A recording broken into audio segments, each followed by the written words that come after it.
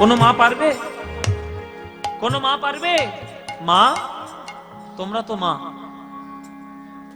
তোমরা তো মা, তোমরা এই দুঃখ বুঝবে না তো কে বুঝবে?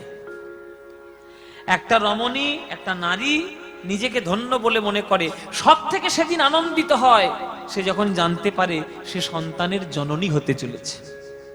সেই দিনের মতো আনন্দ সে কোনোদিন পায় না। তাই শরীরের শত দুঃখ সহ্য করেও একটা সন্তানকে জন্ম দেয়। সারা জীবন ধরে মনের মধ্যে একটা আশা করে থাকে যে মা হয়ে যদি সন্তানের কোলে মাথা রেখে মরতে পারি আমার জীবনটা ধন্য হবে। একটা মায়ের আশা সন্তানের কোলে মাথা রেখে মরবো, কিন্তু সন্তান যদি মায়ের কোলে মাথা রেখে মরে যায় এর থেকে বড় কষ্ট আর কিছু আছে? যে মা সন্তান হারিয়েছে সেই মা জানে, আর কেউ জানে না। সচিমা আমার সেই মা, 8টা কন্যা সন্তান মরে গেছে, বড় ছেলে চলে গেছে, স্বামী হারা হয়েছে, শাশুড়ি হয়ে বৌমার মরণ দেখেছে চোখের সামনে, লক্ষ্মীপ্রিয়ার মরণ। এমন জনম দুঃখিনী সচিমা, তাকে ছেড়ে নিমাই এসছে। তাই নদীটা সাঁতার দিয়ে গঙ্গাধর তাড়াতাড়ি আসছে যাতে নিমাই সন্ন্যাসী হতে না পারে। এদিকে মন্ত্র দীক্ষা নিয়ে নিল কেশব ভারতীর কাছে। ওগো নিমাই, শত শত মানুষকে দুঃখ দিয়ে তুমি আজ সন্ন্যাসী হলে নিমাই। শ্রীকৃষ্ণের চরণে যাতে চৈতন্য হতে পারে সবার, এই প্রচেষ্টা যেন তোমার থাকে। তাই এই বটগাছের তোমার তলায় তোমাকে আমি দীক্ষা দিলাম, আর তোমার নাম দিলাম নতুন। কি নাম? অদ্য হইতে নাম তোমার শ্রীকৃষ্ণ চৈতন্য। শ্রীকৃষ্ণ চৈতন্য। কৃষ্ণ নাম দিয়া জীবের করা তুমি ধন্য, তুমি ধন্য। হরি নাম দিয়া জীবের করাও তুমি ধন্য, তুমি ধন্য। কৃষ্ণ নাম দিয়া জীবের করাও তুমি ধন্য। কেশব ভারতী গঙ্গাধর আছাড় খেয়ে পড়েছে কেশব ভারতীর চরণে। কেশব ভারতী, আমার নিমাই কই? কেশব ভারতী দেখিয়ে দিলেন, এই তো তোমার নিমাই, এই আমার নিমাই, এই আমার নিমাই। আমার নিমাইয়ের ঘাড় পর্যন্ত কোঁকড়ানো চুল ছিল, কি অপরূপ দেখতে ছিল। আপনি মুন্ডন করিয়ে কি করেছেন আমার নিমাইকে? এই নিমাইকে তো আমি চিনি না। আমার নিমাইয়ের কিছু নাম দিয়েছেন নাকি? কেশব ভারতী বলছি, দিয়েছি তো বাবা। তোমার নিমাইয়ের নাম হয়েছে শ্রীকৃষ্ণ চৈতন্য। কি নাম? ওই যে শ্রীকৃষ্ণ চৈতন্য। যতবার নামটা উচ্চারণ করছে ততবার কেশব ভারতী শ্রীকৃষ্ণটি আস্তে বলছে, চৈতন্য জোরে বলছে। এই শুনে আজকের কেশব ভারতীর কাছ থেকে গঙ্গাধর শুধু চৈতন্যটাই শুনতে পেয়েছে, শ্রীকৃষ্ণটা ভালো করে শুনতে পাই। তাই গঙ্গাধর বলছে, নিমাই তুমি একটা এই চৈতন্য নাম পাওয়ার জন্য তুমি আমাদেরকে বঞ্চিত করেছ। সোনার নদিয়াকে তুমি বঞ্চিত করলে। তোমার বিশ্বম্বর নাম পছন্দ নয়, তোমার গৌরাঙ্গ নাম পছন্দ নয়, তোমার নিমাই নাম পছন্দ নয়, তোমার গৌর নাম পছন্দ নয়, আমাদের সবাইকে বঞ্চিত করেছ নিমাই। তাই তোমার সঙ্গে আর আমি কথা বলবো না। চৈতন্য নামে আমি পাগল হলাম, আমি কোন নাম জানি না। চৈতন্য চৈতন্য করি উন্মাদ হইল, উন্মাদ হইল। নয়নের ধারায় গঙ্গাধর ভাসিতে লাগিল, ভাসিতে লাগিল। নয়নের ধারায় গঙ্গাধর ভাসিতে লাগিল। বাড়িতে ফিরে এলো, শুধু মুখে একটাই শব্দ, চৈতন্য চৈতন্য চৈতন্য, আমার চৈতন্য। পাড়ার লোকেরা যদি পণ্ডিত মশাই বলে সাড়া নেই, ভট্টাচার্য মশাই বললে সাড়া নেই, ঠাকুর মশাই বললে সাড়া নেই, ও গঙ্গাধর সাড়া নেই। কেউ যদি একবার ভুল করে বলে ফেলে, ও চৈতন্য দাস, হ্যাঁ কে ডাকলে, কে আমায় ডাকলে, কে কে? এই চৈতন্য নামে সে পাগল হল। বেশ কয়েকটা বছর কেটে গেছে। তারও স্ত্রীর নাম ছিল লক্ষ্মীপ্রিয়া দেবী। একদিন মধ্যরাত্রে বিছানার উপরে বসে বসে ফুপিয়ে ফুপিয়ে কাঁদছে, ফুপিয়ে ফুপিয়ে কাঁদছে। তখন লক্ষ্মীপ্রিয়া বলছে, তুমি কাঁদছো কেন স্বামী? তখন গঙ্গাধর বলছে, আমার নিমাইয়ের কথা বড্ড মনে পড়ছে লক্ষ্মী। কত বছর হয়ে গেল, কোথায় আছে, কেমন আছে, কোথায় কোন দেশে আছে আমি জানিও না। আমার মনটা বড্ড কেমন করছে, আমার বড্ড মন খারাপ। তখন লক্ষ্মীপ্রিয়া বলছে, তা তুমি কাঁদছো কেন? তোমার নিমাই এখন তো বাস করছে পুরীতে, পুরীতে বাস করছে শ্রীকৃষ্ণ চৈতন্য হয়ে। তুমি সেইখানে যাও না, পুরীতে জগন্নাথ দর্শন হবে আর নিমাইকেও দর্শন হবে। যাবো লক্ষ্মীপ্রিয়া? হ্যাঁ যাও, নিশ্চয়ই যাও, আমি বাধা দেব না। বাধা কেন দেব স্বামী? বরং তুমি যদি আমায় আজ্ঞা দাও, তাহলে তোমার সঙ্গে সঙ্গে আমিও যদি একটু নিমাইকে দেখে আসতে পারতাম, আমার মনটা একটু ভালো হতো। আমাকে তুমি নিয়ে যাবে স্বামী? তুমি যাবে লক্ষ্মী আমার সঙ্গে? নিশ্চয়ই যাব, কেন যাব না। বেশ, তাহলে চলো সস্ত্রীক গমন করি আমি নিমাইকে দর্শন করার জন্য পুরীতে। আজ লক্ষ্মীপ্রিয়া আর আজকের গঙ্গাধর দুজনেই চলেছে জগন্নাথ ধাম দর্শন করতে। বলে জগন্নাথও দেখা হবে আর আমার নিমাইকেও দেখা হবে। মন্দিরের জগন্নাথ আর বাইরের জগন্নাথ দুটোই দেখা হবে। অচল জগন্নাথ আর সচল জগন্নাথ দুটোই দেখা হবে। চলো সব আমায় পুরীতে, আমরা সবাই পুরী ধামে যাই। চলেছে পুরী ধামে।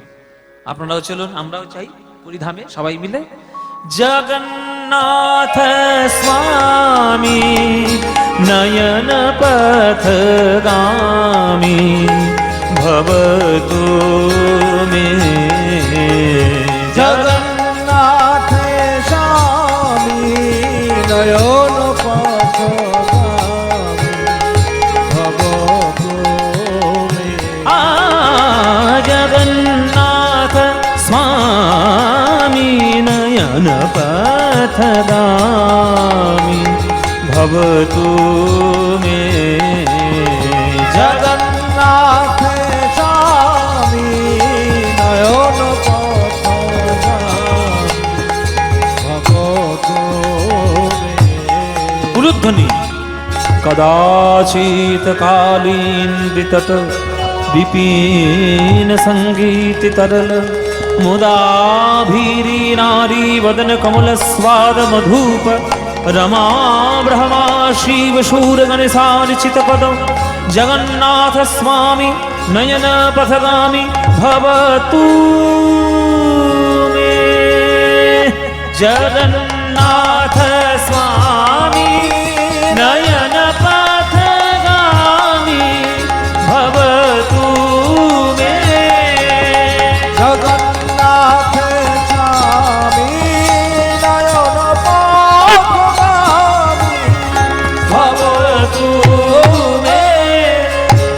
जगन्नाथ स्वामी नयन पथगामी भवतु मे। जगन्नाथ स्वामी नयन पथगामी भवतु मे।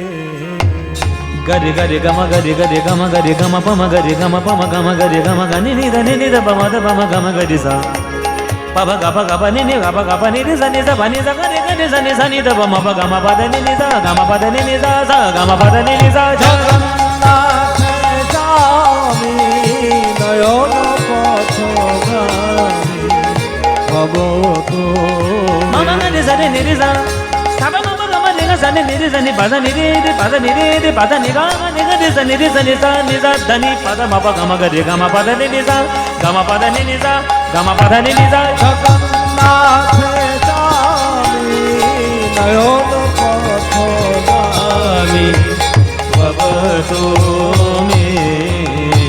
भवतु मे। भवतु मे।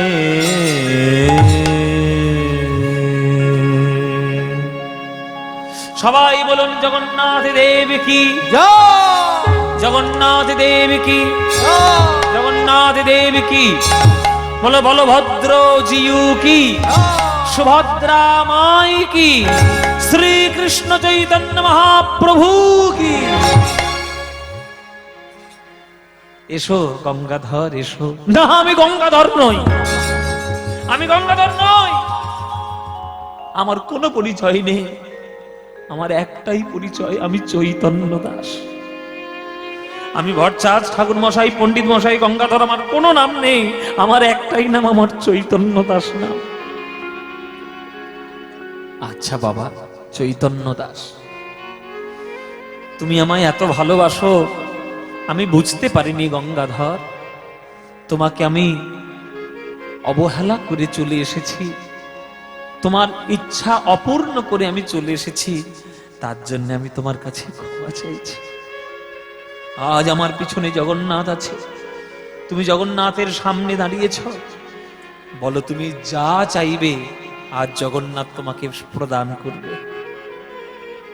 তখন গঙ্গাধর বলছে, প্রভু আমি তো তোমার চরণ ছাড়া আর কিচ্ছু চাইনি জীবনে, আমি শুধু তোমার চরণ চেয়েছি, তোমার চরণে আমি একটু কীর্তন করতে চেয়েছি, আমি একটু হরিনাম করতে চেয়েছি, তোমার চরণের দাস হতে চেয়েছি, আর আমি কিচ্ছু চাই না। গঙ্গাধর দুঃখ করো না, স্বামী স্ত্রী মিলে বাড়ি ফিরে যাও, স্বামী স্ত্রী মিলে বাড়ি ফিরে যাও। আমি কথা দিলাম আমারই অংশ স্বরূপ তোমাদের সন্তান হয়ে জন্মগ্রহণ করবে। শ্রীনিবাস ভট্টাচার্য রূপে আমারই দ্বিতীয় অংশ তোমার কাছে জন্ম নেবে। বৈষ্ণব জগতের অসম্পূর্ণ কাজ সম্পূর্ণ করার জন্য আমি আবার আসব। তুমি হবে আমার বাবা, লক্ষ্মীপ্রিয়া হবে আমার মা, আমি হব তোমাদের সন্তান, তোমাদের সন্তান রূপে আমি আবার জগতে জন্মগ্রহণ করব। বাড়ি যাও গঙ্গাধর, বাড়ি যাও। মহাপ্রভুর আশীর্বাদ, জগন্নাথের কৃপা লাভ করে আজ গঙ্গাধর লক্ষ্মীপ্রিয়া গৃহে এলেন। কিছুদিনের মধ্যেই আনন্দ সংবাদ বেরিয়ে গেল যে আমার এই লক্ষ্মীপ্রিয়া দেবী গর্ভবতী হয়েছেন। সেই গর্ভ আলো করে, সেই গর্ভ পরিপূর্ণ করে, নদিয়া জেলা আলোকিত করে, চাকন্দি গ্রাম আলো করে জন্মগ্রহণ করলেন মহাপ্রভুর দ্বিতীয় অংশ, মহাপ্রভুর দ্বিতীয় স্বরূপ শ্রীনিবাস আচার্য প্রভু। শ্রীনিবাস জনমিল গঙ্গাধরের ঘরে, শ্রীনিবাস জনমিল গঙ্গাধরের ঘরে, শ্রীনিবাস জন্মিল গঙ্গাধরের ঘরে, শ্রীনিবাস জন্মিল গঙ্গাধরের ঘরে। পাড়া প্রতিবেশীর মনে আনন্দ না ধরে, পাড়া প্রতিবেশীর মনে আনন্দ না ধরে। উলুধ্বনি শঙ্খধ্বনি করে নারীগণ, উলুধ্বনি শঙ্খধ্বনি করে নারীগণ, আর বাহু তুলে জয়ধ্বনি দেয় ভক্তগণ। বাহু তুলে জয়ধ্বনি দেয় ভক্তগণ। ওগো আনন্দ আর ধরে না, আনন্দ ধরে না, গঙ্গাধরের পুত্র হলো আনন্দ আর ধরে না। গঙ্গাধরের পুত্র হলো আনন্দ ধরে না, ওই শ্রীনিবাসের জন্ম হলো আনন্দ আর ধরে না। শ্রীনিবাসের জন্ম হলো আনন্দ ধরে না। পাগলা ঠাকুরের একটা ছেলে, এই ছেলেটার জন্য ওই পাগলামো ব্যামোটা সারবে। হ্যাঁ, নলে ভীমরতি একবারে পাগল, একবার পাগল। এই তুই দেখেছিস না কেমন দেখতে? হ্যাঁ সুন্দর দেখতে না? হ্যাঁ মহাপ্রভুর মতো দেখতে। এ বাপ রে বাপ, মহাপ্রভু আমার নিমাইয়ের গায়ের রং ছিল যেমন দুধি আলতা গায়ের রং, এবার টক টক করছে, সোনার মতো চকচক করছে, ওই রকম গায়ের রং। বলে আনন্দ হবে না? এইবার ছেলেটার জন্য যদি গঙ্গাধরের একটু ভীমরতিটা সারে। পণ্ডিত মশাই বললে সাড়া দেয় না, ভট্টাচার্য বললে সাড়া দেয় না, চৈতন্য সে পাগল। যাক বাবা, একটা ছেলে হয়েছে, আমাদের আনন্দ হচ্ছে। ও মায়েরা তোমাদের আনন্দ হচ্ছে না? মায়েরা বলছে বাবা আনন্দ হবে কি, আর যা ঠান্ডা পড়েছে, চাদর মুড়ি দিয়ে আমাদেরও ঠান্ডা লাগছে। আমরা কি করবো মায়েরা, বাধ্য হয়ে গাইতে হচ্ছে, নইলে এদিক দিয়ে সুরসুর করে হিমালয়ের হাওয়া বইছে, আমরা আর কি করব, না গাইলে আবার তো মুশকিল। যাই হোক, আপনারা কষ্ট করে শুনছেন, আমরাও কষ্ট করে গাইছি, কিন্তু কীর্তনের মতো আনন্দ কোনো গানে আছে নাকি? আনন্দ ধরে না, আনন্দ ধরে না, শ্রীনিবাসের জন্ম হলো আনন্দ আর ধরে না, শ্রীনিবাসের জন্ম হলো আনন্দ ধরে না, শ্রীনিবাসের জন্ম তোমরা হরি হরি হরি বলো, শ্রীনিবাসের জন্ম হলো হরি হরি হরি বলো, শ্রীনিবাসের জন্ম হেরে হরি হরি হরি বলো, শ্রীনিবাসের জন্ম হেরে হরি হরি হরি বলো। আনন্দ ধরে না, আনন্দ ধরে না, আনন্দ ধরে না। ওই ছোট্টবেলা থেকে মায়ের কোলে বসে বসে আজকে শ্রীনিবাস শিক্ষা গ্রহণ করছে। একটা মা একটা সন্তানকে যা শেখাতে পারে, স্কুল বলো, কলেজ বলো, ইউনিভার্সিটি বলো, সেই শিক্ষা কোনোদিন দিতে পারবে না একটা মা যা শিক্ষা দেবে। তাই মা নিজেই একটা ইউনিভার্সিটি, মা নিজেই একটা বিশ্ববিদ্যালয়। পিতামাতার চরণে সন্তান যতটা শিখবে, সারা জীবনে সেই শিক্ষা স্কুল কলেজে পাবে না। স্কুল কলেজে গেলে কি শিখবে? 5 দুগুণে 10, 3 5 15, হ্যাঁ, এবিসিডি, অ্যাপেল বল, আর a square plus 2ab plus b square, নানান ধরনের ফর্মুলা, বীজগণিত, পাটিগণিত, ভৌত বিজ্ঞান, রাষ্ট্রবিজ্ঞান, রসায়ন বিজ্ঞান সব শিখবে।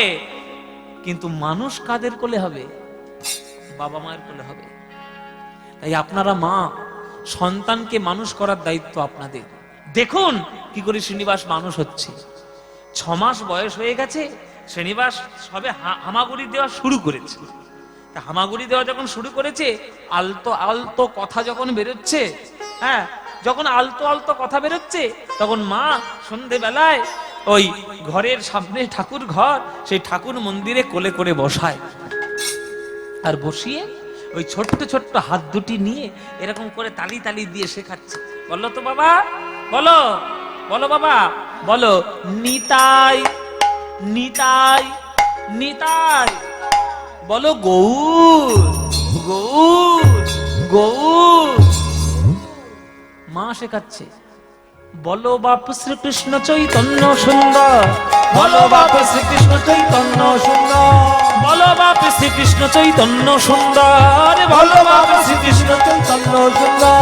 শ্রীবাসাদি অদ্বৈত আরে গদাধর, হরি বল হরি অদ্বৈত আর গদাধর, শ্রীবাসাদি অদ্বৈত আর গদাধর, বলো বাপ শ্রীকৃষ্ণ চৈতন্য সুন্দর, বলো বাবা শ্রীকৃষ্ণ চৈতন্য সুন্দর, শ্রীবাসাদি অদ্বৈত আরে গদাধর, শ্রীবাসাদি অদ্বৈত আর গদাধর।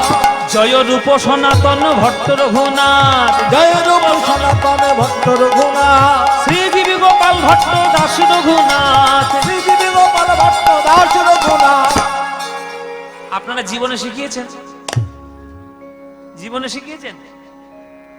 বাচ্চা ছেড়ে কোলে আছে, আর তুমি সন্ধ্যেবেলায় সিরিয়াল দেখতে বসেছো, বোঝে না, সে বোঝে না, টিভি দেখছো, তো ওই যে বাচ্চাটা কোলে সারা জীবনে কিচ্ছু বুঝবে না। বৃদ্ধাশ্রমে তোমাদের জায়গা এমনি হচ্ছে না, তোমাদের দোষে হচ্ছে। ছোট্টবেলা থেকে কানে তো 20 মন্ত্র ঢুকিয়ে দিচ্ছ, তারা মানুষ হবে কি করে? চোখের মাথা খাচ্ছ, কর্তার পকেট থেকে পয়সা খসছে, দামি দামি টিভি আসছে, চোখের মাথা খাচ্ছ, মাথার ব্যায়াম হচ্ছে, আর সংসারের অশান্তি ঘটছে। সিরিয়ালে এই কটা উপকার ছাড়া আর কিচ্ছু পাচ্ছ না।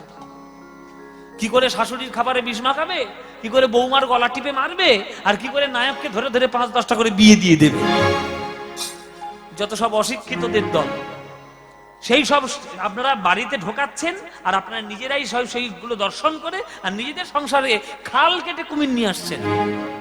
জীবনে কখনো সন্তানকে কোলে করে নিয়ে এই মন্দিরে বা শিব মন্দিরে বা এই রাধা গোবিন্দ মন্দিরে এসে বসেছেন আর বলেছেন, বলো বাবা, বলো বাবা নিতাই নিতাই, বলো গৌর গৌর গৌর। তবেই না সেই বাচ্চাটা বড় হয়ে জানতে চাইবে নিতাইকে, গৌরকে, বিবেকানন্দকে, রামকৃষ্ণকে, তবেই তো সে জানতে চাইবে। জানতে চাইলে তবেই সে মানুষ হবে। মানুষ করুন। মানুষের অবয়ব চারিদিকে ঘুরে বেড়াচ্ছে, মানুষ ঘুরে বেড়াচ্ছে না।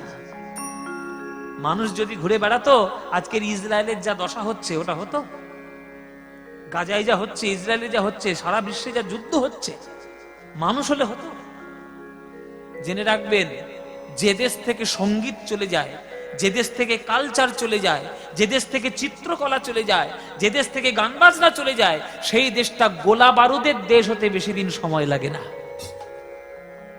তার জলজ্যান্ত প্রমাণ এই Pakistan, Afghanistan, Iraq, Iran, Gaza, Israel যা দেখছেন সব ওই উদাহরণ। তাই তাদের দেশে গান বাজনা নেই, প্রেম নেই, মনুষ্যত্ব নেই, তা সেখানে বোমা গোলাগুলি হবে না তো কি হবে?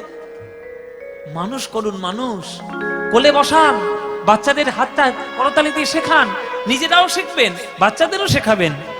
জয় রূপ সনাতন ভট্ট রঘুনাথ, জয় রূপ সনাতন ভট্ট রঘুনাথ, শ্রীজীবী গোপাল ভট্ট দাস রঘুনাথ, শ্রীজীবী গোপাল ভট্ট দাস রঘুনাথ। এই ছয় গোসাইয়ের করি চরণ বন্দন, এই ছয় গোসাইয়ের করি চরণ বন্দন, যাহা হইতে বিঘ্ন নাশ অভীষ্ট পূরণ, যা হইতে বিঘ্ন নাশ অভীষ্ট পূরণ।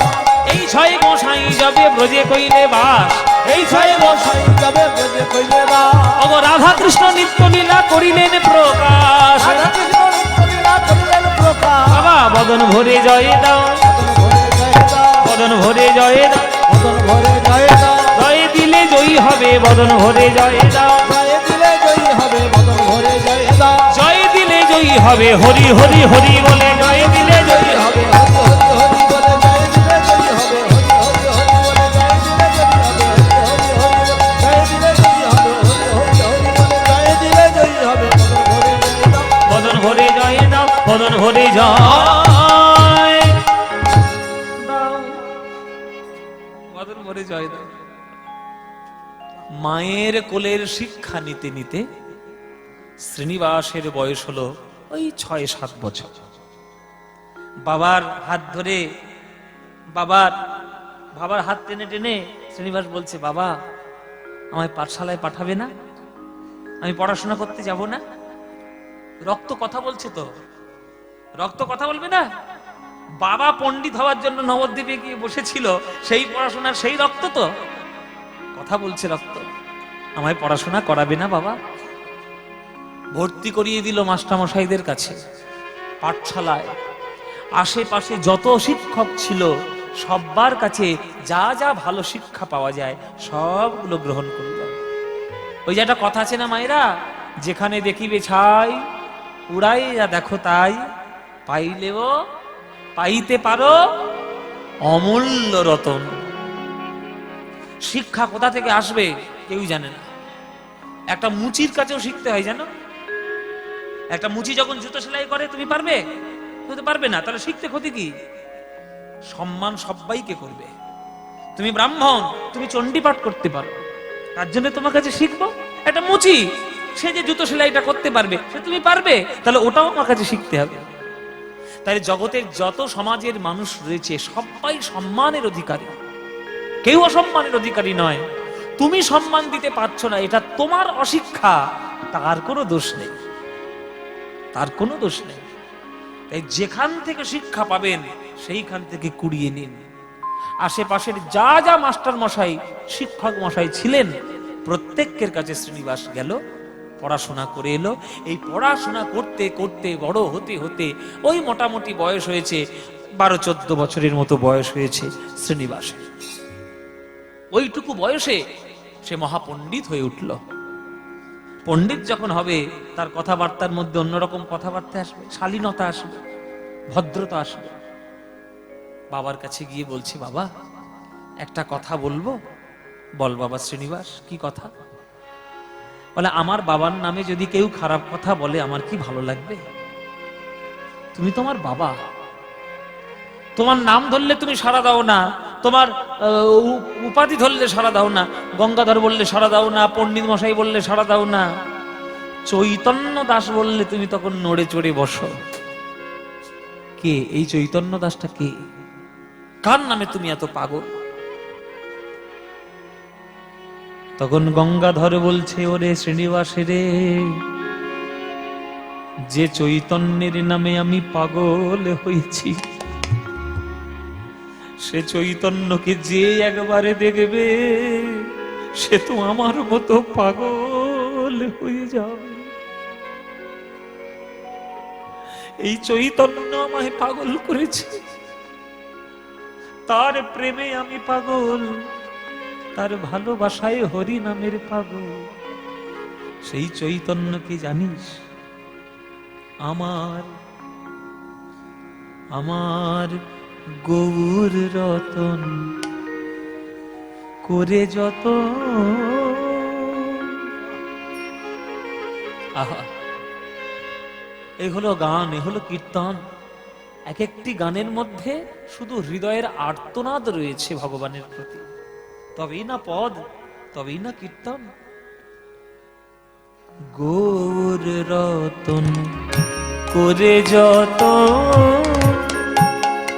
রাখবো হিয়ার মাঝে, গৌর ভূষণ করবো ধারণ যেখানে যেমন সাজে। আমার গৌর রতন করে যত রাখবো হিয়ার মাঝে, গৌর ভূষণ করবো ধারণ যেখানে যেমন সাজে। আমার গৌর বরণ ফুলের ঝাপায় আমি লোটন বাঁধব চুলে। গৌর বরণ ফুলের ঝাপায়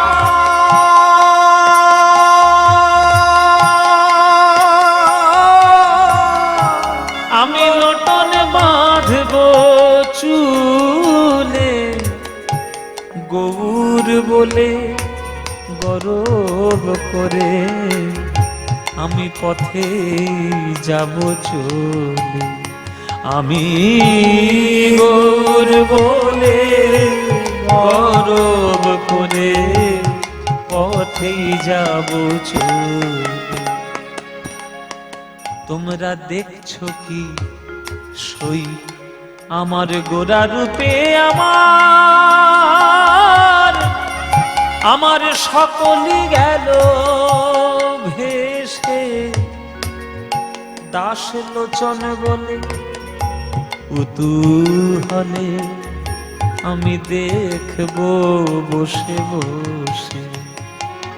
দাস লোচন বলে কৌতূহলে দেখবো বসে বসে।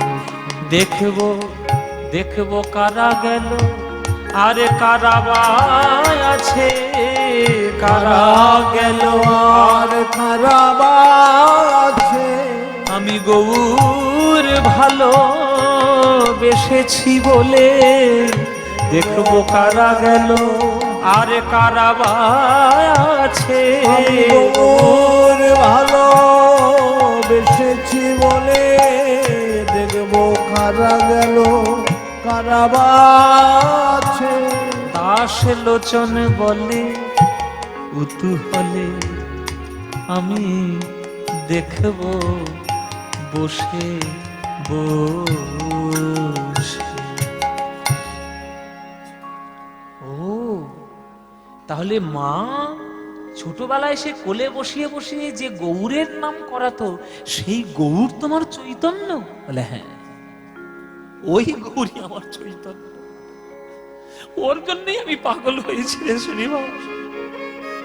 বাবা তুমি তো গৌরকে দেখেছো, আমি তো গৌরকে দেখিনি। তুমি আমায় কৃপা করে একটু গৌরকে দেখাতে পারবে? তোমার কথা শুনে আমার গৌরের প্রতি প্রেম অনুরাগ বৃদ্ধি হয়েছে। আমি একবার দেখবো গৌরকে, আমায় দেখাতে পারবে? শ্রীনিবাস পড়াশোনা সারা জীবন করবি, কিন্তু একবার যদি গৌর আমার বেরিয়ে যায় জগৎ থেকে আর পাবি না। ওই গৌর আমার এখন বসবাস করছে পুরীতে। তার শরীর ভালো নয়, লোকের মুখে আমি শুনেছি সে হরিনাম করতে করতে নাকি সমুদ্রের জলে ঝাঁপিয়ে পড়ে। সে নাকি কীর্তন করতে করতে তার চোখ বেরিয়ে আসে। সে নাকি হরিনাম করতে করতে হাত পা অবশ হয়ে যায়। যত শিগগির পারিস পুরীতে গিয়ে একবার আমার গৌরাঙ্গকে দেখে আয়। তারপরে তুই সারা জীবন পড়াশোনা কর, আমার বাধা দেব কিচ্ছু নেই, কিন্তু একবার গৌরকে দেখে আয়। বেশ বাবা, আমি আর দেরি করব না, আমি গৌরকে দেখতে যাব, আমি এই তোমার চরণে প্রণাম করে আমি কালকেই বেরিয়ে যাব, আর দেরি করব না। শুভস্য শীঘ্রম, যত তাড়াতাড়ি পারা যায় শুভ কাজ করে দিতে হয়। তারপরের দিন সকালবেলায় ছুটে চলল পুরীতে দর্শন করার জন্য গৌর হরিকে। সেদিন ছিল সরস্বতী পুজো বাবা, চারিদিকে সব সরস্বতী পুজো হচ্ছে, আর সেই সময় গৃহত্যাগ করছে শ্রীনিবাস গৌরকে দেখবে বলে। গৌর গৌর গৌর গৌর গৌর গৌর গৌর হে গৌর গৌর গৌর গৌর গৌর গৌর গৌর হে গৌর গৌর গৌর গৌর গৌর গৌর গৌর হে গৌর গৌর গৌর গৌর গৌর গৌর গৌর হে গৌর গৌর গৌর গৌর গৌর গৌর গৌর হে গৌর গৌর গৌর গৌর গৌর গৌর গৌর হে গৌর গৌর গৌর গৌর গৌর গৌর রক্ষমাং গৌর গৌর গৌর গৌর গৌর গৌর রক্ষমা গৌর গৌর গৌর গৌর গৌর গৌর পাহি মাম গৌর গৌর গৌর গৌর গৌর গৌর পাহি গৌর গৌর গৌর গৌর গৌর হে গৌর গৌর গৌর গৌর গৌর গৌর গৌর গৌর হে নিতাই গৌর হরি বল হরি বল গৌর হে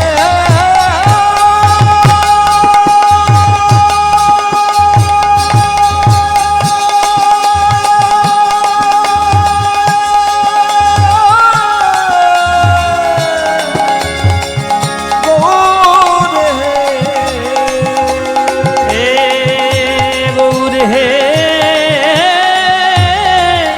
আমার গৌর হে গৌর গৌর গৌর গৌর গৌর গৌর হে গৌর গৌর গৌর গৌর গৌর হে নিতাই গৌর হরি বল গৌর গৌর গৌর হে গৌর গৌর গৌর গৌর গৌর হে ভাই, আরে ও ভাই, আরে এত হন্তদন্ত করে কোথায় যাচ্ছ? হ্যাঁ হ্যাঁ, গৌর দর্শনে কোথায় যাচ্ছ? বলে পুরীতে। পুরীতে যাচ্ছ? তা পুরীতে কি জগন্নাথ পালাচ্ছে নাকি? তারা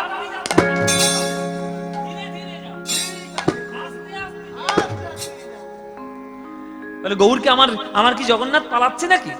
এত হন্তদন্ত করে যাবার কি আছে? তখন শ্রীনিবাস বলছে, আমি কি শুধু জগন্নাথ দেখতে যাচ্ছি? আমি তো গৌর দর্শনে যাচ্ছি, শ্রীকৃষ্ণ চৈতন্যকে দর্শন করতে যাচ্ছি।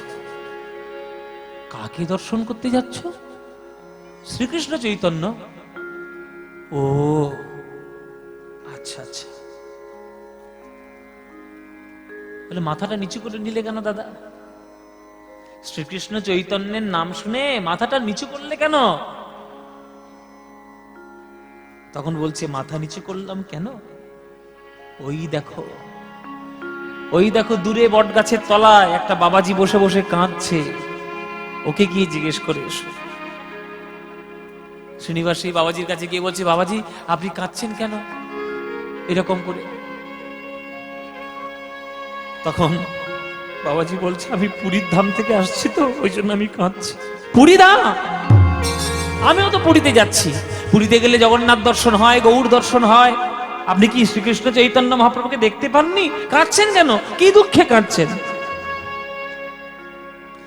তখন বাবাজি বলছে, ভাই রে, আমি তো দেখেছি গৌরকে, আমার তো ভাগ্য হয়েছে শ্রীকৃষ্ণ চৈতন্যকে দেখার জন্য, কিন্তু আর যারা যাবে পুরীতে আর কেউ কোনোদিন শ্রীকৃষ্ণ চৈতন্যকে দেখতে পাবে না। কেন? কি হয়েছে? আমার সোনার নিমা,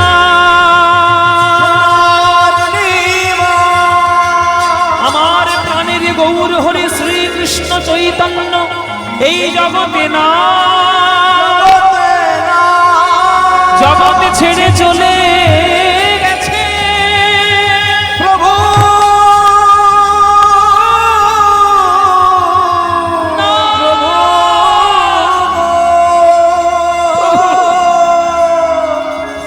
এ তুমি কি করলে গৌর সন্ধ্যা?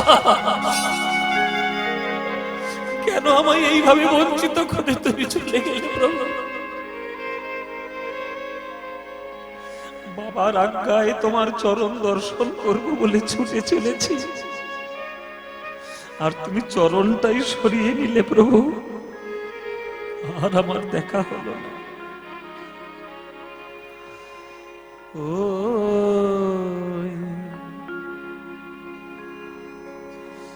গোরা রূপ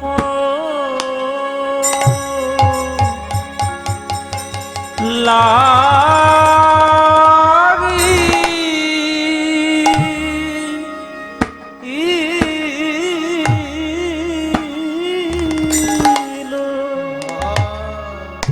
ও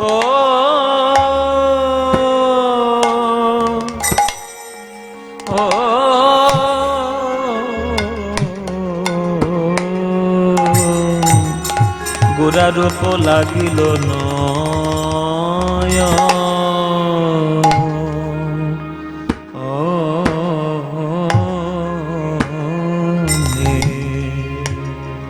ও গোরা রূপ আমি আর যে পাশ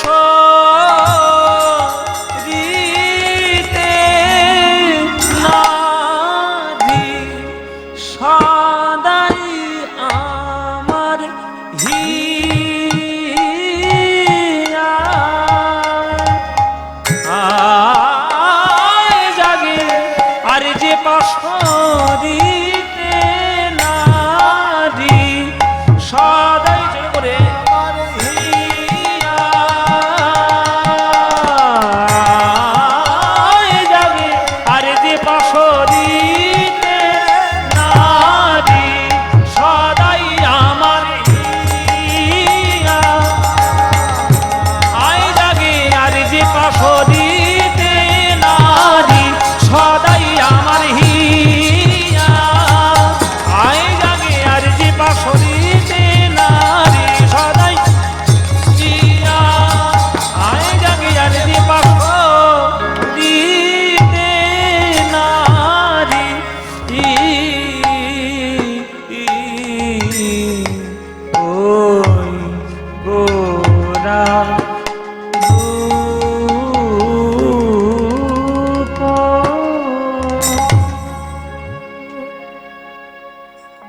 মধ্যম দশকোষী তালের একটা গান। হ্যাঁ না বিরাম না, এটা মধ্যম গান। হ্যাঁ এরপরে আবার কাটা দশকোষী আছে, সে আবার বড় ছন্দ। এটা মধ্যমের গান, মধ্যমের অংশ। বিরাম হলে ছোট দশকোষী থেকে এসে তবে বিরাম করতে হবে। এটা মধ্যম দশকোষী। এই গরু গৌর অনুরাগে আজকে শ্রীনিবাস সিদ্ধান্ত নিল, যে দেহ গৌর চরণ পেল না, যে নয়ন গৌর দর্শন করলো না, সেই দেহ থাকার থেকে না থাকাই ভালো। আমি গঙ্গার জলে ডুব দিয়ে আমি আত্মহত্যা করব। এই বলে গৌরের নাম নিয়ে গঙ্গার জলে যেই ডুবতে গেছে, আকাশবাণী হচ্ছে, শ্রীনিবাস কে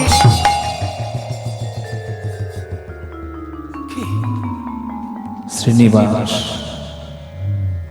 তুমি যার নামে পাগল আমি সেই বলছি।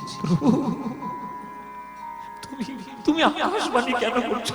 দেখা কেন দিলে? আমার এই দেহ থাকার থেকে তো না থাকাই ভালো। কেন আমি এই দেহটা নিয়ে থাকবো?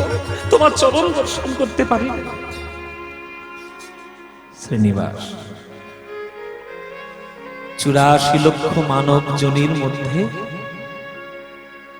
4 লক্ষ মানব দেহ পেতে হয়। এই দেহ পাওয়া এত সোজা নয়, আর সেই দেহ তুমি সহজে পেয়ে এইভাবে নষ্ট করছো। শ্রীনিবাস, শ্রীনিবাস, এই দেহ তোমার দেহ নয়, আমারই দেহ। তোমার পিতা মাতা আমার চরণে এসেছিল, তাই আমারই অংশ স্বরূপ হয়ে তোমার আজ জন্ম হয়েছে। বৈষ্ণব জগতের অপূর্ণ কাজ তোমায় পূর্ণ করতে হবে। আত্মহত্যা করো না শ্রীনিবাস, যাও বৃন্দাবনে যাও, পুরীতে দর্শন করো। আমি নেই বলে পুরীতে কত ভক্ত কেঁদে পাগল হচ্ছে। আগে পুরীতে গিয়ে তাদের প্রবোধ দাও, তাদের শান্ত করো, তারপর বৃন্দাবনে গিয়ে প্রেম লাভ করো। আত্মহত্যা করো না শ্রীনিবাস। জেনে রাখবে আমার আশীর্বাদ সদাই সর্বদাই তোমার সঙ্গে রয়েছে। যাও যাও, পুরীতে যাও। মহাপ্রভুর আকাশবাণী পেয়ে আত্মহত্যা করার সিদ্ধান্ত পরিত্যাগ করল। পরিত্যাগ করে আবার পুরী ধামের উদ্দেশ্যে চলেছে আমার এই শ্রীনিবাস। গৌর গৌর গৌর গৌর গৌর গৌর গৌর হে গৌর গৌর গৌর গৌর গৌর গৌর গৌর হে গৌর গৌর গৌর গৌর গৌর গৌর গৌর হে গৌর গৌর গৌর গৌর গৌর গৌর গৌর হে গৌর গৌর গৌর গৌর গৌর গৌর গৌর হে গৌর গৌর গৌর গৌর গৌর হে ও গৌর গৌর গৌর গৌর গৌর গৌর গৌর হে গৌর গৌর গৌর গৌর গৌর গৌর হে। জগন্নাথ ধামে যে এসে দাঁড়িয়েছে, সমস্ত লোক জানতে পারলো মহাপ্রভুর মতো দেখতে একটা ছেলে এসছে। নিমাই এসছে, নিমাই। ওরে গৌর, ওরে গৌর। পুরী ধামে সবাই খবর পেয়ে গেল গৌর এসেছে। দেখতে তো নিমাইয়ের মতো একেবারে, একদম সেই লাল টকটকে দেহ, সোনার মতো, মুখটাও সেই রকম। সবাই গৌর গৌর বলে পাগল। সব ভক্তরা ছুটে এসে বলছে আগে তুমি গদাধরের আশ্রমে যাও। গদাধর কেঁদে পাগল, কখন কি হয়ে যায় কোনো ঠিক নেই, আগে গদাধরের কাছে যাও। গদাধরের কাছে গিয়েছে, আমার গঙ্গাধর গদাধরের কাছে গেলেন। শ্রীনিবাস যখন গদাধরের কাছে গেলেন, গদাধর হচ্ছে মহাপ্রভুর বাম তত্ত্ব। শ্রীকৃষ্ণ যদি মহাপ্রভু হন তাহলে গদাধর হলেন রাধা তত্ত্ব।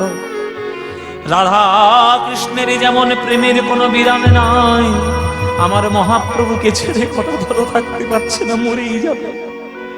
কিন্তু শ্রীনিবাসকে মহাপ্রভুর মতো দেখতে বলে আজ আমার গদাধর শ্রীনিবাসকে চোখের সামনে বসিয়ে তাকে শ্রীমদ্ ভাগবত পাঠ করে শোনাচ্ছে। শ্রীনিবাস, তুমি আমার চোখের সামনে একটু বসো। নিমাই রোজ সন্ধ্যাবেলায় আমার কাছে ভাগবত শুনতে আসতো, তাকে ভাগবত শুনিয়ে আমার মনের জ্বালা মেটাতাম। কতদিন শোনাই নাই, আজ তুমি আমার সামনে বসে যদি শোনো, আমার মনে হবে আমার গৌরকে আমি ভাগবত শোনাচ্ছি। বৃন্দাবনং সখি ভুববিতনোতি কীর্তি यद्देवकी सुतपदाम्बुजलब्धलक्ष्मी गोविन्द वेणुवनमात्तमयूरनृत्यं प्रेक्षार्य सान्य वरदान्य समस्त सत्त्वम्। এক একটি শ্লোক বলছে, নয়নের অবিরত অশ্রুধারা বয়ে পড়ছে, অবিরত অশ্রুধারা বয়ে পড়ছে। হরি বল মায়েরা। ভাগবত পাঠ যখন শেষ হয়ে গেল তখন শ্রীনিবাস জিজ্ঞেস করছে যে আপনি তো একবারও গ্রন্থের দিকে তাকালেনই না, অনর্গল বলেই গেলেন, মানে কি আপনার ভাগবত মুখস্থ? তখন গদাধর বলছে, যখন আমার সামনে নিমাই বসে বসে শুনতো, তার চোখের জল দেখে আমারও চোখের জল বাঁধ মানত না, আমারও নয়ন জল ওই ভাগবত গ্রন্থের উপরে পড়তো। চোখের জল পড়ে পড়ে কালি মুছে গেছে শ্রীনিবাস। শুধু রোজ ভাগবত পাঠ করতাম বলে শ্লোকগুলো আমার মুখস্থ রয়েছে।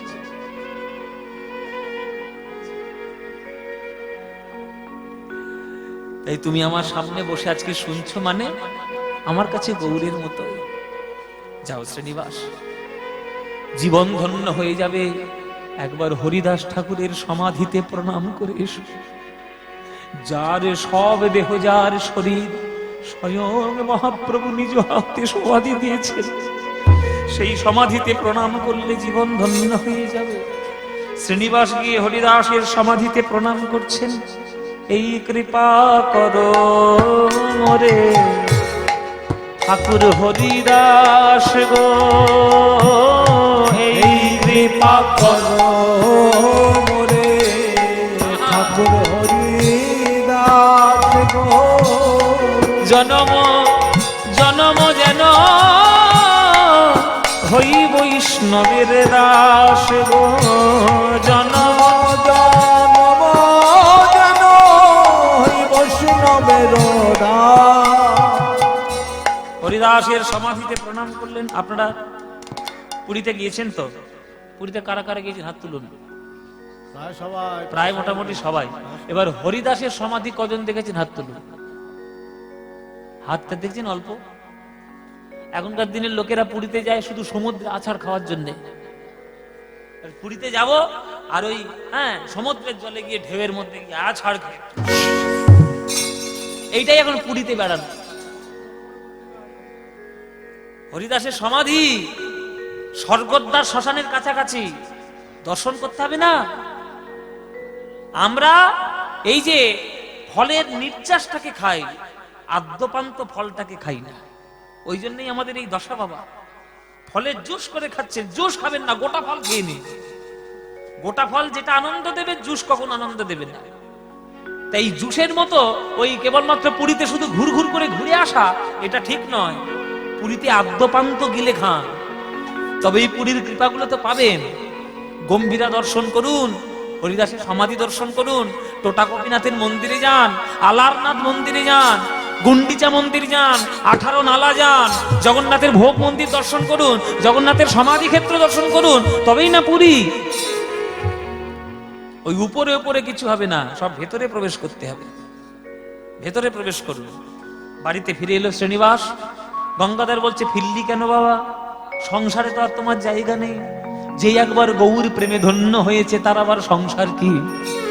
সংসারের মধ্যে শুধু তুমি কলুষতা পাবে, আর বৃন্দাবনে গেলে তুমি রাধা গোবিন্দের প্রেম কুড়িয়ে পাবে। এখানে তোমার কাজ নাই, যাও তুমি বৃন্দাবনে যাও। বৃন্দাবনে চলেছে আজ শ্রীনিবাস, গোঠের রাখাল বলে দে রে। গাইবো না বন্ধ করবো? শুনবে? বৃন্দাবনে যাওয়ার গান, বাঙালিদের গান। আমি ওই জন্য বলেছি প্রথমে, মায়েরা একটু বাঙালি হন, বাঙালি হন। এখন বাঙালিদের বিয়েতে এখন বাঙালি হয় না, কোথায় সব মেহেন্দি হচ্ছে, গায়ে হলদি হচ্ছে।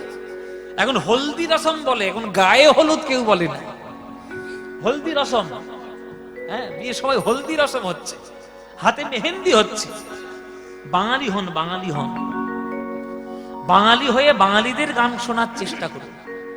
বৃন্দাবনে যখন বাঙালিরা যায়, তখন কাজী নজরুল ইসলামের অসাধারণ এই রচনাটা গাইতে গাইতে যায়। চলুন আমরাও তো একটু শুনে শুনে আমরাও বৃন্দাবন যাই। গোঠের রাখাল বলে দে রে, কোথায় বৃন্দাবন? রাখাল রাজা গোপাল আমার খেলে অনুক্ষণ, কোথায় বৃন্দাবন? গোঠের রাখাল বলে দে রে, কোথায় বৃন্দাবন? রাখাল রাজা গোপাল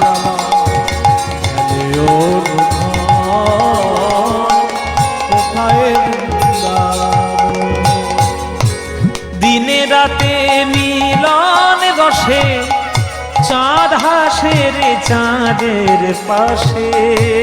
দিনে রাতে মিলন বসে, চাঁদ হাসে রে চাঁদের পাশে। যেথা পথের ধুলায় ছড়িয়ে আছে, পথের ধুলায় ছড়িয়ে আছে শ্রীহরিচন্দন,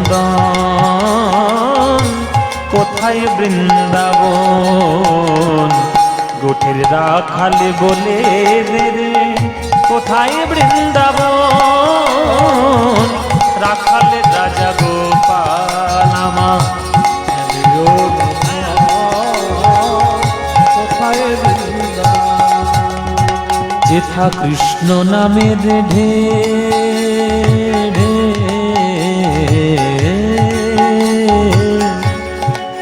যেথা কৃষ্ণ নামের ঢে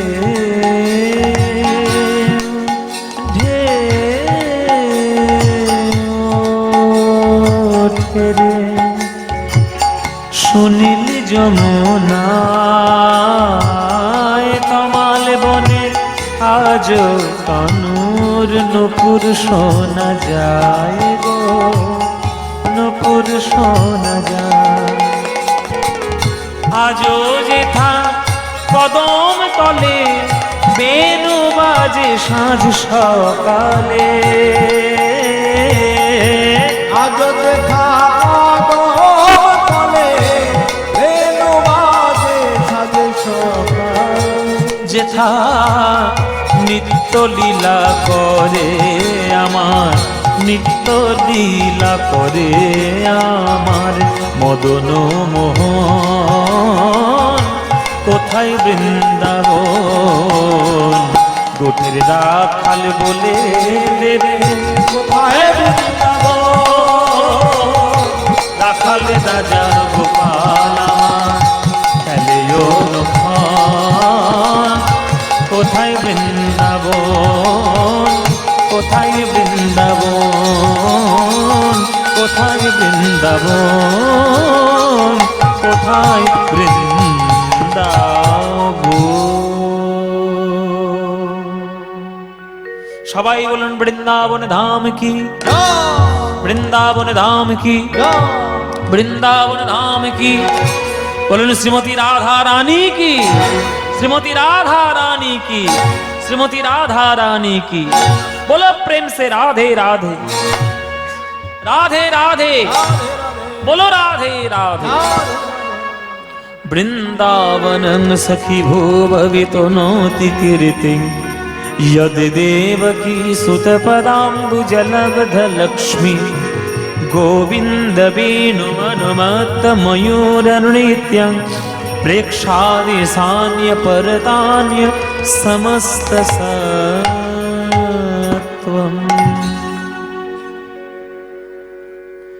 ষড় গোস্বামীর এক গোস্বামী তখন বাস করত বৃন্দাবনে। ষড় গোস্বামীরা কোন গোস্বামী বাস করতেন? তার নাম হচ্ছে গোপাল ভট্ট গোস্বামী। আমরা কি বলি মায়েরা? আমরা বলি জয়রূপ সনাতন ভট্ট রঘুনাথ। তারপরে কি বলি? শ্রীজীব গোপাল ভট্ট দাস রঘুনাথ। এই যে গোপাল ভট্ট, এই গোপাল ভট্ট তখন বৃন্দাবনে বাস করতেন। এই গোপাল ভট্টের বাড়ি কোথায়? দক্ষিণ ভারত। শ্রীরঙ্গম মন্দির, বিষ্ণু মন্দিরে যখন মহাপ্রভু চাতুর্মাস্য ব্রত করেছিলেন, তখন সেই শ্রীরঙ্গম মন্দিরের যিনি সেবায়িত ছিলেন তার নাম বেঙ্কট ভট্ট। কি বললাম মায়েরা? বেঙ্কট ভট্ট। সেই বেঙ্কট ভট্টের পুত্র হচ্ছে গোপাল ভট্ট। তখন গোপাল ভট্ট শিশু, বাচ্চা, কিশোর, তখন মহাপ্রভু গিয়েছেন। এবার তো এই সেবার পরিচালনার জন্য সেবার দায়িত্বে ছিলেন গোপাল ভট্ট। তার সেবায় প্রসন্ন হয়ে মহাপ্রভু তাকে আশীর্বাদ করেছিল যে তোকে দক্ষিণ ভারতের সকল শাস্ত্র পড়ে, ওরে গোপাল তোকে বৃন্দাবন যেতে হবে, বৃন্দাবনে শাস্ত্র রচনা করতে হবে। কেননা দক্ষিণ ভারতে যত শাস্ত্র আছে তত উত্তর ভারতে নেই, সেইগুলো তোকে আনতে হবে। তাই সেই দক্ষিণ ভারতের শাস্ত্র মন্থন করে তখন গোপাল ভট্ট একটা গ্রন্থ রচনা করেছিল। সেই গ্রন্থটার নাম হচ্ছে শ্রী শ্রী হরি ভক্তি বিলাস। এই হরি ভক্তি বিলাস আমরা বাঙালিরা পেয়েছি ওই গোপাল ভট্টের জন্য। এই হরি ভক্তি বিলাস গ্রন্থ রচনা করেছিল। তিনি বৃন্দাবনে তখন থাকতেন। শ্রীনিবাস যেদিন প্রবেশ করবে বৃন্দাবনে, তার আগের দিন রাত্রির বেলায় মহাপ্রভু গোপাল ভট্টকে স্বপ্নাদেশ দিয়েছেন যে ওরে গোপাল, আমার শ্রীনিবাস আসছে, তুই ওকে দীক্ষাটা দিয়ে দিস। শ্রীনিবাস বৃন্দাবনে প্রবেশ করেছে আর গোপাল ভট্ট হাত তুলে দাঁড়িয়েই রয়েছে, এসো শ্রীনিবাস এসো, তোমাকে আমি দীক্ষা দেব বলে দাঁড়িয়ে আছি। গুরুদেব আপনি আমায় চিনলেন কি করে? বলে যাকে দেখতে অবিকল আমার গৌরাঙ্গ মহাপ্রভুর মতো তাকে আবার চিনতে কোনো অসুবিধা হয় নাকি? আমি তো এমনি চিনে ফেলবো। আর আমার স্বয়ং মহাপ্রভু আমাকে আজ্ঞা দিয়েছেন যে তোমায় দীক্ষা দিতে হবে। মহাপ্রভু আগে থেকেই ব্যবস্থা করে রেখেছেন, তাকে দীক্ষা দিলেন গোপাল ভট্ট। সেই দীক্ষা নেওয়ার পর গোপাল ভট্টেরই আজ্ঞায় আমার শ্রীনিবাস গেলেন জীব গোস্বামী প্রভুপাদের কাছে শ্রীমদ্ ভাগবত শ্রবণ এবং পঠন পাঠনের জন্য। যাও, শ্রীমদ্ ভাগবত শ্রেষ্ঠ। নিম্ন গানং যথা গঙ্গা দেব মামচ্যতে যথা, বৈষ্ণবানং যথা শম্ভো পুরাণানাং বিদং তথা। মায়েরা, নদীদের মধ্যে গঙ্গা শ্রেষ্ঠ, দেবতাদের মধ্যে বিষ্ণু শ্রেষ্ঠ, বৈষ্ণবদের মধ্যে শিব ঠাকুর শ্রেষ্ঠ, আর শাস্ত্রের মধ্যে ভাগবত শ্রেষ্ঠ। এই যে বলছে বৈষ্ণব জন তো তেনে কহিয়ে যে পীড় পরায়ে জানে রে। শুধু বৈষ্ণবীয় সাজ নিলে বৈষ্ণব হওয়া যায় না। এই শিবের মন্দিরে এসে দেখো শিব ঠাকুর কেমন বৈষ্ণব। শিবের থেকে বড় বৈষ্ণব এই বিশ্বব্রহ্মাণ্ডে কেউ আছে? কেউ নেই। কত বড় বৈষ্ণব! পরের উপকারের জন্য যে নিজেকে বিলিয়ে পর্যন্ত দিতে পারে, প্রাণের ভয় না করে, সেই তো প্রকৃত বৈষ্ণব। আমরা শুধু মালা তিলক নিচ্ছি আর বৈষ্ণব বললে নিজেদেরকে ঢং সাজাচ্ছি, ও করলে হবে না। বৈষ্ণব সেই হবে পীর পড়ায় জানে রে, পর দুঃখে উপকার করে যো, মন অভিমানে না আয় রে। পর দুঃখে উপকার করে বেড়াবে, কিন্তু উপকারের বদলে নিজের কিছু অভিমান থাকবে না, সেই তো বৈষ্ণব। সমুদ্র মন্থনের ঘটনা শুনেছো মায়েরা? শিব ঠাকুরের মন্দিরে এসেছি, তার মহিমা একটু না বললে হয়? সমুদ্র মন্থনের ঘটনা শুনেছো তো? দেবতাদের লোভ বেড়ে গেল, অমৃতের পরে বোধহয় আরো ভালো জিনিস পাবো, ওই বেশি জিনিস কচলালে তো হয়ে যায়, সেই রকম অবস্থা আর কি। সমুদ্র মন্থন করতে করতে অমৃতের পর এক ভাণ্ড বিষ উঠল, এক ভাণ্ড বিষ। এই বিষ যখন উঠলো, কোন দেবতা, ইন্দ্র, বরুণ, চন্দ্র, সূর্য, কেউ এগিয়ে এলো না তাকে নিবারণ করার জন্য। কেন? ওদের কি ক্ষমতা নেই? ক্ষমতা নেই, তারা পারবে না।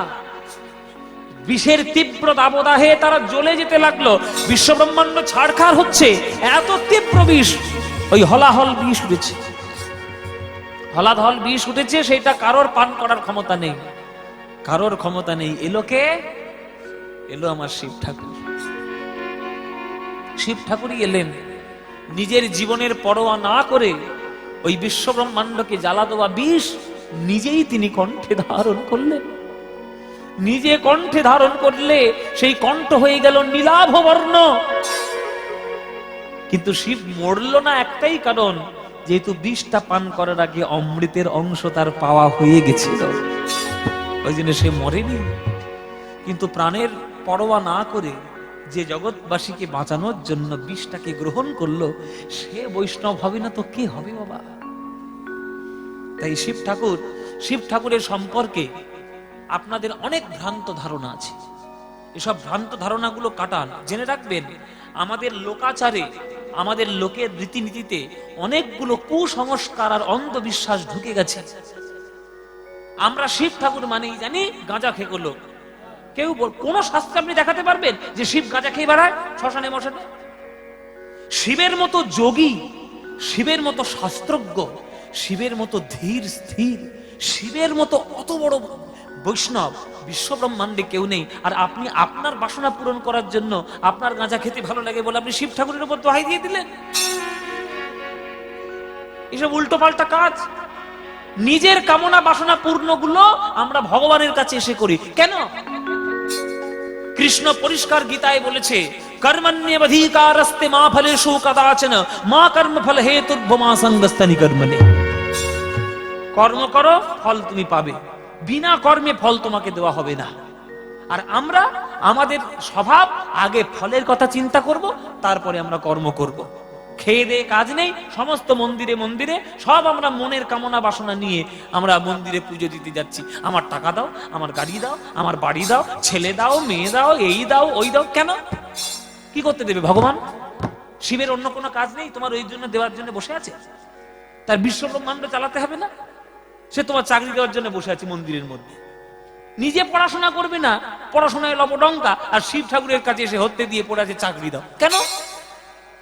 হাত দিয়েছে, পা দিয়েছে, মাথায় বুদ্ধি দিয়েছে, কর্ম করার ক্ষমতা দিয়েছে, নিজে অর্জন করো।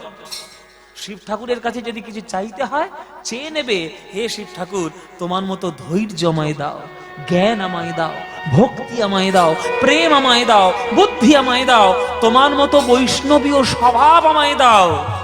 এইগুলো চাইবেন। সব মানত টানত করে আর এই সব মন্দিরে সব অপবিত্র করবেন না।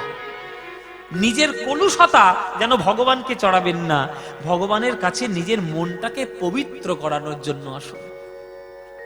গাঁজা খাওয়াটাও শিবের কাজ নয়, আর আপনার খাওয়ার ইচ্ছা হয়েছে বলে শিব ঠাকুরের উপর দোহাই চাপাবেন না। এই যে শিব ঠাকুরের মহিমা। নিজের মানত নিজের কাছে রাখুন। নিজের মানতগুলো ভগবানকে দিয়ে পুড়িয়ে নেওয়ার চেষ্টা করবেন না, তাতে অপরাধ হয়, আর তাতে ভগবান সম্বন্ধে আপনার কিচ্ছু জানা হয় না। আপনি শুধু একটা অন্ধকারের জগতে পড়ে থাকেন। ওই সমস্ত লোকাচারে যাবেন না। ভগবানের কাছে শুধু প্রেম ভিক্ষা করতে আসবেন, যে আমাকে প্রেম দাও, মনুষ্যত্ব দাও, বোধ দাও, বুদ্ধি দাও, জ্ঞান দাও, এগুলোই চাইবেন। আপনাদেরকে তো সৎ কথা বলার লোক নেই। নিজের কামনা বাসনার জন্য অন্য হাজার লোক আপনাকে হাজার অসুবিধার কথা বলে দেবে, সাধন ক্ষেত্র কেউ বলবে না, সঠিক পথ কেউ বলবে না। এগুলো জানবেন, জানার চেষ্টা করুন। লোকাচারের কুসংস্কার থেকে মুক্ত করুন, নিজেকে সুসংস্কারে পরিবর্তিত করুন। তাই যাও শ্রীনিবাস, গিয়ে ভাগবত পাঠ শিখিয়ে এসো শ্রী জীব গোস্বামীর কাছে। জীব গোস্বামীর থেকে ভাগবত পাঠ কেউ তোমায় ভালো শেখাতে পারবে না। জীব গোস্বামীর কাছে গেলেন শ্রীমদ্ ভাগবত শেখার জন্য। শ্রীমদ্ ভাগবত পাঠ শিখলেন, অল্প দিনের মধ্যে এত দক্ষতা লাভ করলেন, জীব গোস্বামী অত্যন্ত প্রীত হলেন যে এত কম সময়ের মধ্যে তুমি এই রকম ভাগবতের ব্যাখ্যা তুমি কি করে আনলে শ্রীনিবাস? তোমার এই ভাগবত পাঠ দেখে আমি এত প্রসন্ন হয়েছি, এত আনন্দিত হয়েছি। এতদিন তোমার নাম ছিল শ্রীনিবাস ভট্টাচার্য, আজ থেকে তোমার নাম হলো শ্রীনিবাস আচার্য। তুমি হলে শ্রীনিবাস আচার্য। যাও, বাড়ি ফিরে যাও। বৃন্দাবন থেকে আবার চলে এলেন বাংলাতে, কিন্তু চাকন দিতে গেলেন না। কোথায় এলেন? তার মামার বাড়ি ওই কাটোয়ার পাশে জাজিদ গ্রাম। জাজিদ গ্রাম আছে না, এ আপনাদের বর্ধমান, আপনারা জানবেন না তো কে জানবেন? কাটোয়া ঢোকার আগেই জাজিদ গ্রামটা পড়ে, রাস্তার পাশে বটগাছের তলায়। ওই জাজিদ গ্রামটা ছিল শ্রীনিবাসের মামার বাড়ি। সেই মামার বাড়িতে সে শ্রীনিবাস রইলেন। বিবাহ যাকে করেছিলেন তার নাম গৌরাঙ্গ প্রিয়া দেবী। গৌরাঙ্গ প্রিয়া দেবীকে বিবাহ করলেন, সংসারী হলেন। আর শ্রীমদ্ ভাগবত এবং শিষ্য এবং কীর্তন গান, এই সমস্ত কিছু ভাগবতের অংশ হয়ে গেল, শ্রীনিবাসের জীবনের অংশ হয়ে গেল। এই সময় একটা ঘটনা ঘটল। কি ঘটনা? বৃন্দাবন থেকে বাবাজিরা ঠিক করলেন যে বৃন্দাবন থেকে দিল্লি বেশি দূর নয়, আর দিল্লিতে তখন শাসন করছে মুসলমান নবাবরা। কোন নবাবের মাথার পোকা নড়ে উঠবে, আর সে তখন বৈষ্ণবদের ওই শাস্ত্রগুলো পোড়ানোর জন্য বৃন্দাবনে আক্রমণ চালাবে, বৃন্দাবনের মন্দির ধ্বংস করবে, কোনো ঠিক নেই। ও মাথার ঠিক নেই তো, কোথায় কি করে ফেলবে কোনো ঠিক নেই। তা কোন নবাব, কোন কি, তার কার মনে কি ইচ্ছে হবে, কোনো ব্যাপার নেই। তা আমরা যেসব শাস্ত্রগুলো রচনা করেছি সেগুলো যদি নষ্ট হয়ে যায়, তাহলে নালন্দা বিশ্ববিদ্যালয়ের মতো সমস্ত ধ্বংসাবশেষ হবে, সব ধ্বংস হয়ে যাবে। তাই এক কাজ করা হোক, মহাপ্রভুর কৃপায় যেহেতু বাংলা খানিকটা সুরক্ষিত, বৃন্দাবনের সকল শাস্ত্রগণ ওই কাঠের পেটিতে বন্দি করে বৃন্দাবন থেকে বাংলায় পাঠিয়ে দেওয়া হোক। মায়েরা, বৃন্দাবন থেকে বাবাজিরা কাঠের পেটিতে বাক্স বোঝাই করে গরুর গাড়িতে শাস্ত্র পাঠাচ্ছে বাংলাতে। আর বৃন্দাবন থেকে বাংলায় আসার মাঝখানে একটা রাজ্য পড়ে, একটা জায়গা পড়ে, সেই জায়গাটার নাম হচ্ছে বন বিষ্ণুপুর, যেটা আপনাদের পাশের জেলা বাঁকুড়া। বাঁকুড়া জেলার বিষ্ণুপুর আছে না, ওই বিষ্ণুপুরের একটা রাজা ছিল তখনকার দিনে, তার নাম হচ্ছে বীর হাম্বির রাজা। কি বললাম মায়েরা? বীর হাম্বির। এই রাজার বৈশিষ্ট্য কি? দিনের বেলায় তিনি যখন সিংহাসনে বসেন তিনি বিরাট বড় রাজা, আর সন্ধ্যাটা পার হয়ে গেলেই তিনি ডাকাতের সর্দার। ডাকাতের সর্দার। সেই ডাকাতের সর্দার বীর হাম্বির রাজার হাত দেখে রাজ জ্যোতিষী বলেছেন যে আপনার পশ্চিম দিক থেকে খুব ভালো রত্ন ঢুকবে।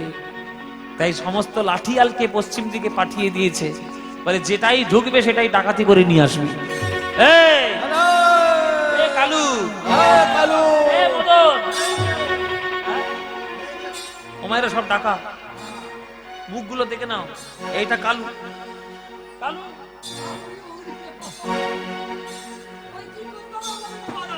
লাঠি নিয়ে যাবি, পশ্চিম দিকে আটকাবি, যা পাবি একবারে মাথায় লাঠি ভেঙে নিয়ে আসবি। এইসব কালু মদন যাচ্ছে ডাকাতি করতে।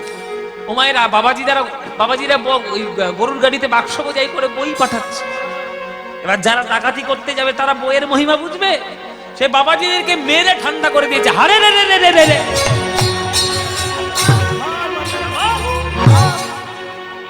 বাবাজিদেরকে মেরে ঠান্ডা করে সেই পুরো গরুর গাড়ির বোঝাই ভর্তি করা সেই কাঠের পেটি ডাকাতি করে নিয়ে চলে এলো।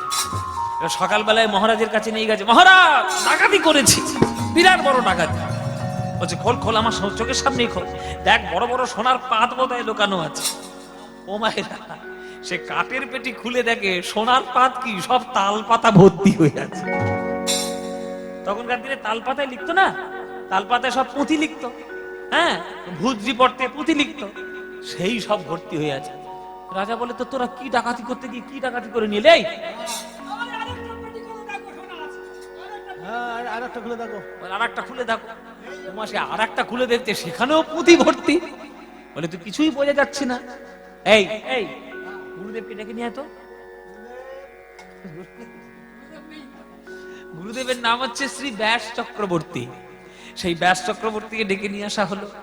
ব্যাস চক্রবর্তী এক একটা পুঁথি খুলে পড়ছেন আর খানিকটা থরথর করে কাঁপছে। রাজা বলছে, গুরুদেব কি হয়েছে, আপনার শরীর খারাপ নাকি? বলে, না মহারাজ, আপনি যে কোন রত্ন ভান্ডার পেয়েছেন এইটা ভাবতে গিয়ে আমার শরীর কাঁপছে। আপনি কি ভাবলেন সোনা দানা গয়নাগাটি জগতের সব থেকে বড় রত্ন? যে সাধনার ধন আপনি পেয়েছেন, এই উজ্জ্বল নীলমণি, দান কেলি কৌমুদী, এই যে আপনি পেয়েছেন হরিভক্তি বিলাস, এই সব গ্রন্থ ভান্ডার, বৈষ্ণবদের কত সাধনার পরে এই গ্রন্থ ভান্ডার প্রকাশিত হয়েছে। এই গ্রন্থ ভান্ডার রত্নের থেকে কম কিছু নয়, এই হলো জগতের শ্রেষ্ঠ রত্ন। যার তার হাতে দিলে রত্নের অপমান হবে, যোগ্য ব্যক্তির হাতে সমর্পণ করে দিন।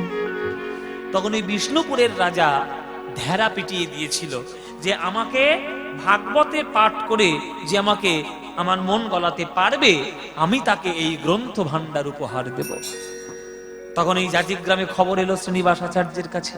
শ্রীনিবাস বুঝতে পেরেছেন যে কোন কোন গ্রন্থ এসেছেন, কেননা তিনি তো বৃন্দাবনে তখন ছিলেন।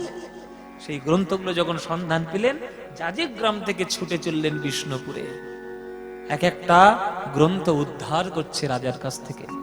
বীর হাম্বির রাজা, বসুন মহারাজ, আপনাকে ভাগবত পাঠ করে শোনাবো। আমি কি চোখে জল আনার অধিকারী? ঈশ্বর যদি আপনাকে কৃপা করেন, তাহলে গোবিন্দের প্রতিটি নামেই আপনার চোখে জল পড়বে।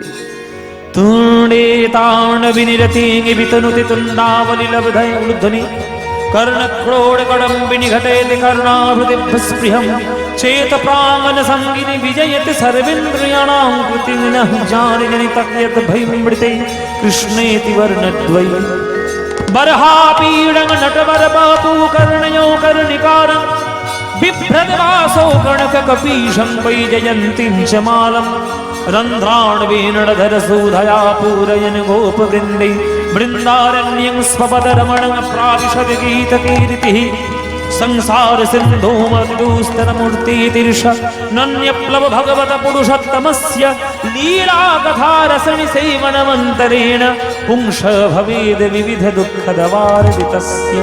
हे कृष्ण करुणा सिन्धु दीनबन्धो जगत्पते गोपेशो गोपीकान्त राधाकान्त नमस्तु। तप्त काञ्चन गौराङ्गी राधे वृन्दवनेश्वरी वृषभानुसुते देवी तं नमामि हरिप्रिय। এক একটি অনর্গল শ্লোক বলে যাচ্ছে, আর এই শ্লোক শুনে যে রাজা টাকা পয়সা ছাড়া কিছু জানতো না, সেই রাজা সিংহাসন থেকে ছুটে ছুটে এসে শ্রীনিবাসের চরণ জড়িয়ে ধরেছে, গান গাইছে, প্রভু মোর শ্রীনিবাস পুরাইলে মনের আশ, তুয়া বিনা গতি নাহি আর রে। নিতাই গৌর হরি বিনা গতি নাহি আর রে।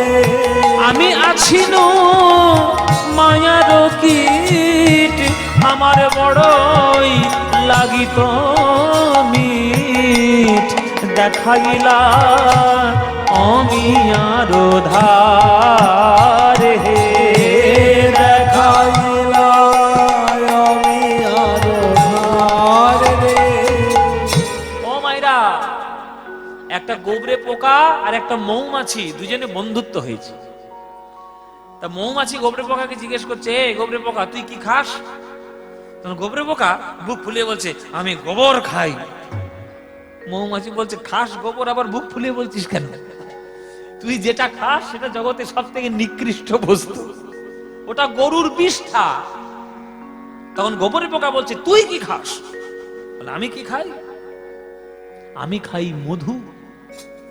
জগতের শ্রেষ্ঠ সৌন্দর্য যেখানে লুকানো থাকে তার মধ্যে একটা হলো ফুল, ফুলের মধ্যে পরাগ, তার মধ্যে রেণু, আর তার মধ্যে মধু, সেই মধু আমি পান করি। তখন গোবরে পোকা বলছে, ভাই মৌমাছি, আমাকে কি একটু মধু খাওয়াতে পারবি? ভেবে দেখুন মায়েরা, কোন মৌমাছি যদি গোবরে পোকার মুখে এক ফোঁটা মধু দেয়, তার কি আর কখনো গোবরে খেতে ভালো লাগে? আর গোবর খাবে? যদি মৌমাছি মধুর সন্ধান পেয়ে যায়, আর সে গোবরে মুখ দেবে? তত্ত্ব আছে এখানে। এখানে গোবরে পোকা কারা? এখানে গোবরে পোকা হলাম আমরা। আর মৌমাছি কারা? যারা সাধু, সন্ত, গুরু, বৈষ্ণব, তাদের মুখ থেকে যদি একবার কৃষ্ণ নামামৃত মধু পান করে নিতে পারো, আর সংসারের গোবর তোমার ভালো লাগবে না। সেই কথাই বীর হাম্বির বলছেন, আছি নো মায়ার কীট, আমার বড়ই লাগিত মিঠ, দেখাইলা অমিয়ার ধার হে, দেখাইলা অমিয়ার ধার রে। জীবের নিস্তার লাগি নন্দ সুত হরি, জীবের নিস্তার লাগি নন্দ সুত হরি, ওই ভুবনে প্রকাশ হন গুরু রূপ ধরি, ভুবনে প্রকাশ হন গুরু রূপ ধরি।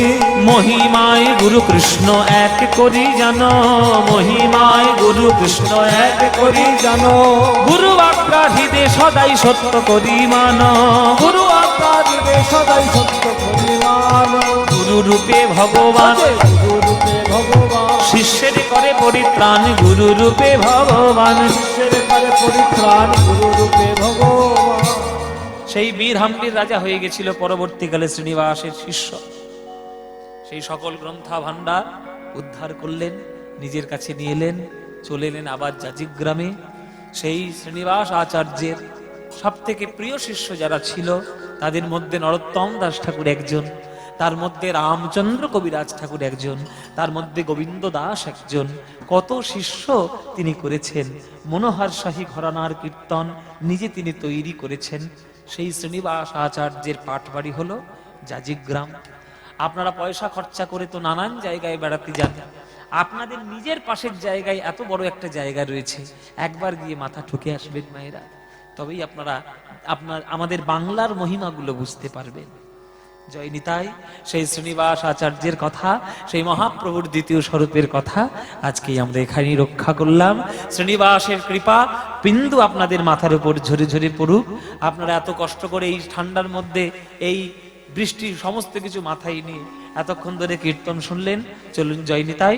সেই শ্রীনিবাসের কথা আমরা এখানে বিশ্রামে রাখলাম, আর একটা ভজন গাইতে গাইতে শেষে আমরা সবাই গানটা আনন্দ করতে করতে আমরা বিদায় হব। আজকে সবাই মিলে গাইবেন, অচ্যুতম কেশবম কৃষ্ণ দামোদরম, অচ্যুতম কেশবম দামোদরম রাম নারায়ণম জানকী বল্লভম, রাম নারায়ণম राम नारायणं जानकी वल्लभं, राम नारायणं जानकी वल्लभम। कौन कहते हैं भगवान आते नहीं, कौन कहते हैं भगवान आते नहीं, कौन कहते हैं भगवान आते, कौन कहते हैं भगवान आते नहीं। तुम मीरा की जैसे बुलाते नहीं, तुम मीरा की जैसे बुलाते नहीं। अच्युतम केशवम कृष्ण दामोदरम, अच्युतम केशवम कृष्ण दामोदरम, राम नारायणं जानकी वल्लभम, राम नारायणम जानकी वल्लभम। कृष्ण